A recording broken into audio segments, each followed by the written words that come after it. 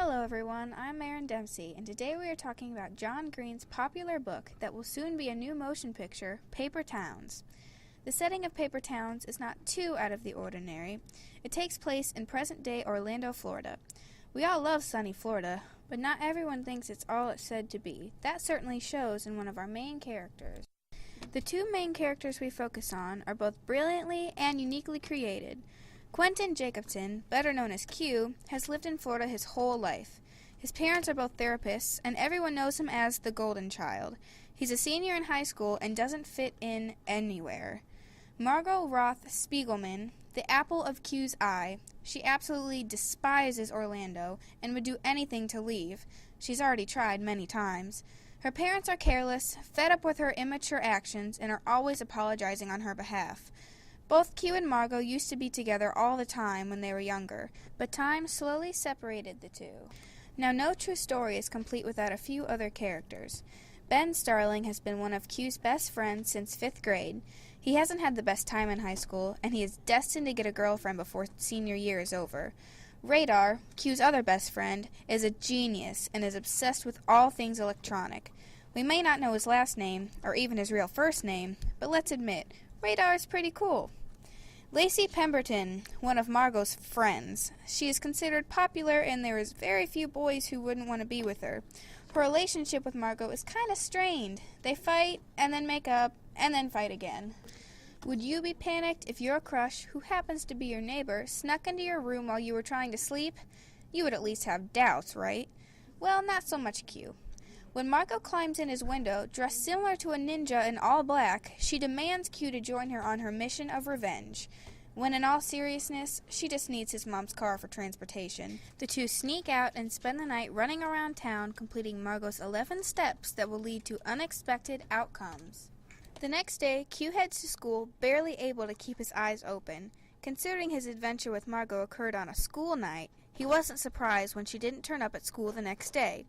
But when Margot doesn't attend the next day, and the next, and the next, the whole school starts to worry. But no one is as worried as Q.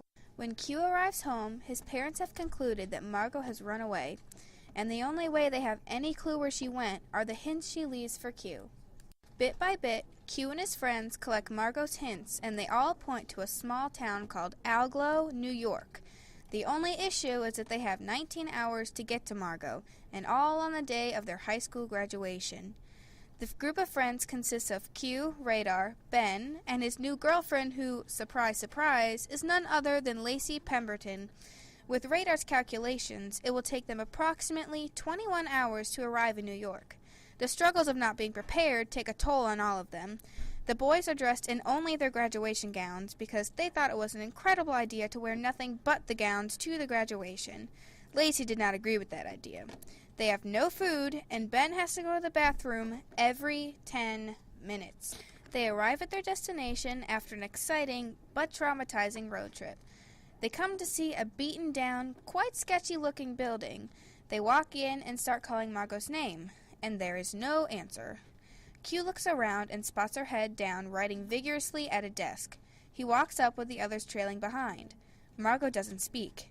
Everyone is extremely relieved to see her, but she does not feel the same way. After a while of introductions, Margot shows no interest in anyone, which leads to everyone but Q leaving in aggravation. Q and Margot talk for a long time. She wants to travel and take Q with her. He knows he can't. He can't leave everyone else in that paper town, Orlando, Florida. I won't spoil that reference for you. Q starts to understand Margot and comes to a realization that she's just a normal girl, just like he's a normal boy. They both come to the conclusion that they both want different things. They part ways, and Q couldn't be happier and more satisfied, even after all he went through to get to her. Now you know the story. There are quite a few moments in this that are bound to catch your eye. One that stood out to me was the moment Q watches Margot leave.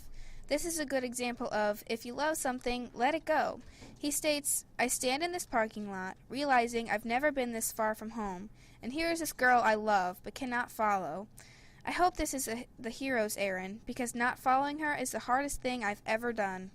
Heartbreaking, isn't it? As you all know, Paper Towns is just one of John Green's popular books. No story is the same. Thus being why it is interesting to compare two of his books, Paper Towns and The Fault in Our Stars. Both books involve a boy and a girl, but they are put into very different situations.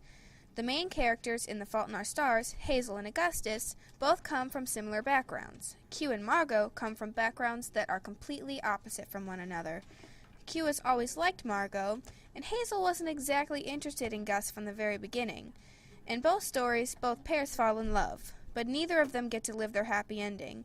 John Green has a sense of reality and emphasizes how happily ever after doesn't always happen. Overall, I enjoyed this book immensely. If I was asked to give it a rating, it would certainly be 5 out of 5 stars. Not only do I recommend this book, but I encourage you to read John Green's other books like The Fault in Our Stars, An Abundance of Catherines, and Looking for Alaska. Have fun reading! I hope you enjoyed listening and are now looking forward to reading Paper Towns yourself, even though this may or may not have spoiled it.